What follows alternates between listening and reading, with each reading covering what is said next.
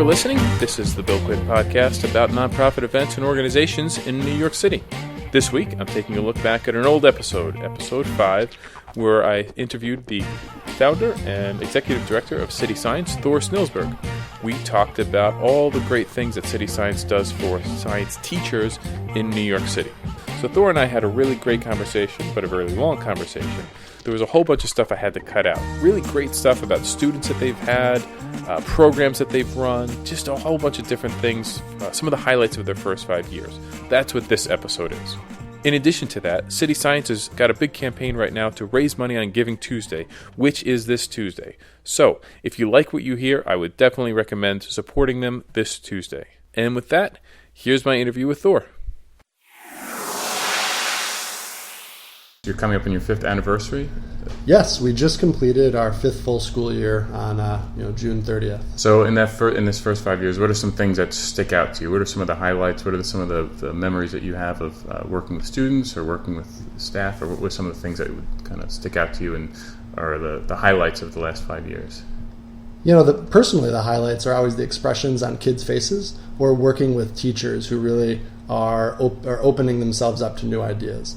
So we've worked in the nation's newest national park, which is Paterson, New Jersey. Not many people know, but that's the birthplace of American industry, first planned industrial city. And what we really worked hard to do was transform the perspective that these teenagers had about their city. They felt like they were living in a proverbial ghetto. They were not proud of Paterson in the way that you would hope they'd be proud.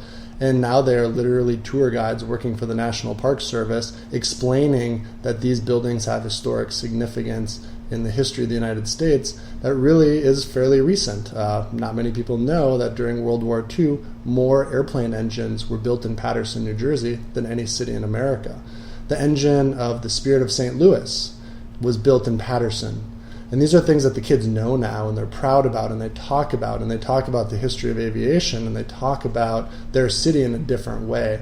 So did they learn science? Yes. Are we trying to turn every kid into a scientist? No. But we want them to be passionate about it because I think scientific literacy is probably one of the most important 21st century skills. We're great consumers of technology, great consumers of scientific innovation, but are we literate? Do we really know the origins of these inventions and why and how they've shaped our lives? What do you think about and you think like, oh, that's one of the moments that I really enjoyed. And that's one of the moments that made me think like, I'm really glad I'm doing this. I think a lot of school today is based on outcomes. Did we pass the standardized test? Those are measures of outcomes. I'm really more interested in outputs. What are kids making? What are they doing with their hands? So an output might be a brochure that they're using in the national park to introduce people to the features and the historical players. So I can tell a story about the first urban forestry study, which was completed in Paterson, New Jersey, the third largest city in New Jersey, and this is the first urban forestry study ever done. It was done by 8th, 9th, 10th, 11th graders in the course of one summer, and they surveyed over 100 trees in the historic district, all street trees, and they labeled the missing ones. They learned how to use GPS technology.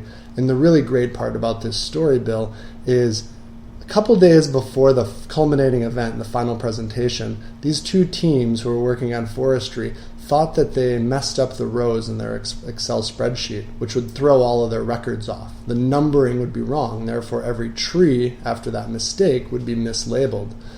So what was really great about this story is the way they argued about it and talked about it and tried to figure it out and then said, hey, Mr. Thor, hey, Mr. Dave, I need to get outside right now, and we have to go spot check some of these trees to make sure we didn't make an error. They came back 4 hours later, they'd spot check every 10 trees, and they found out they hadn't made a mistake and that all the data was fine. And that was a real pride in their learning and like a pride in their accomplishment that I don't think you see in a typical, I took a test today, I turned in a paper. So I think the outputs, the urban forestry studies, the solar chargers that our students build and take home, walking tours, these types of things that they lead is really where students develop a sense of excellence in their learning.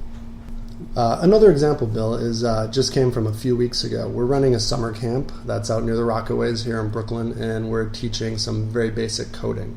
And a lot of these kids we're introducing to coding for the first time, but some of the kids have been working on this on their own for a while. So the summer camp provided us with 25 laptops for these students. And the laptops showed up, and there was no password, and there was no login.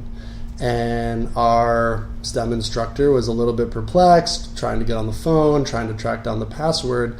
And one of the students was really tech savvy and asked if he could crack a computer open and play around with it for a while. And in a matter of a half hour, he'd figured out what the password was. And we all joked that because of that student taking that type of direction and taking that type of leadership in the class, that it really kind of embodies the type of classroom that we want. It's something you do with them. You don't teach at students, you do it with them. So you model scientific behavior. You say, wow, we have a problem. How can we figure this out?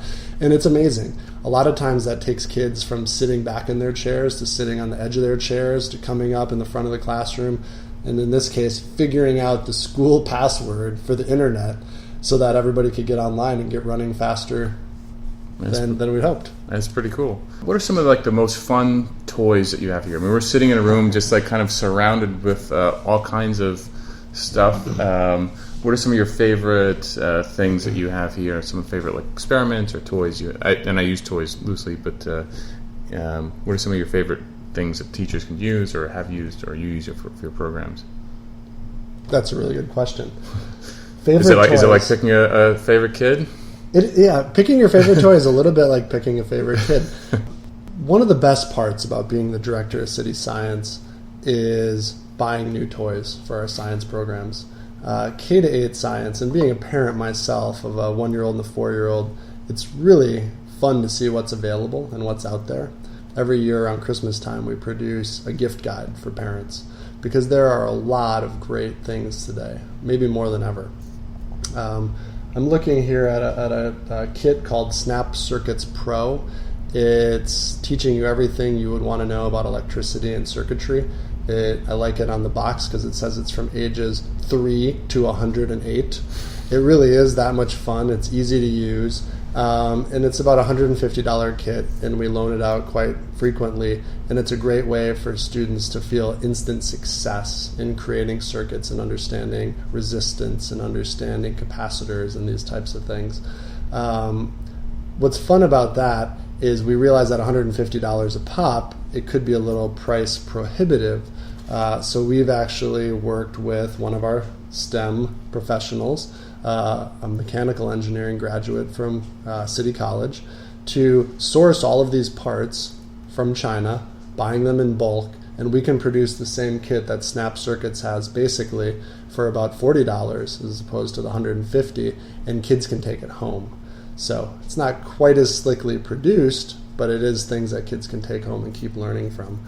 Another one of my favorite items in our lending library are some of our cooking supplies, because a lot of people don't think of cooking as science, but you really are transforming things through heat, through time, through processes. There's a ton of measurement. It's a really great way to engage kids in learning about their bodies, learning about vitamins, learning about processes and steps, and observing change over time. One of the best ways to observe change over time is by pickling something. Fairly easy process. You can pickle almost anything, I've learned, and some friends of ours here in New York City have developed a really stylish way of pickling things. Their name is Kirby and Kraut, like sauerkraut, and they produce a really handsome system for pickling, and I think kids really love it. They don't always love the way it tastes, I'll tell you that, Bill, but they love this process. You have something, when I've gone through the library here, you have something that measures speed, and I'm always, that one sticks out in my mind. There's got to be so many fun uses of that. We have a radar gun. It's been fantastically popular. It's not popular with teachers and principals when kids are running down the hallway trying to clock themselves, which seems to happen quite regularly. But City Science, we're connecting the city to scientific studies, and one of the things you may be familiar with is Safe Routes to School, which is making school zones safer. So we've had kids do a number of traffic studies, counting cars. There's a lot of math you can involve, a lot of graphing. And then the radar gun is the thing that everybody wants to use. So we definitely need to probably have a few more radar guns because kids love to use it and they're really fascinated. And we talk about how it works and what radar is in a conceptual level. And then we also talk about ways that they can calculate speed without having a radar gun. So knowing the distance that car is away and then timing it until it passes by your mark. And it turns out that sometimes kids are probably more accurate than our fairly inexpensive radar gun. But it's really great to get kids thinking about that and doing data comparisons and data analysis while they're also studying about their school environment and the streets that they cross every day to get to school. And it's really a great program thinking about civil engineering in that way as well.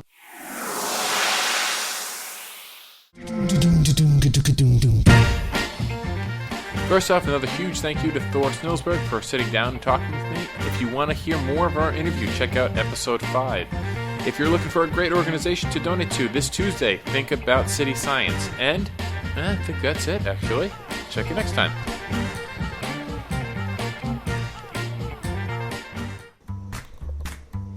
Well, if you like that episode, I have good news. There's plenty more on my website, thebillquinnpodcast.blogspot.com. Plus, you can get notices about future episodes by following me on Twitter and liking my Facebook page. The Twitter account is @BQuinnPodcast. Also, you might work for an organization, run an organization, or know somebody who does work for an organization that would be a great fit for a future episode. Please get in touch. Email me at thebillquinnpodcast@gmail.com. I hope to hear from you. I want to see if it comes. Testing. Am I smiling when I'm talking? It always helps. Hey.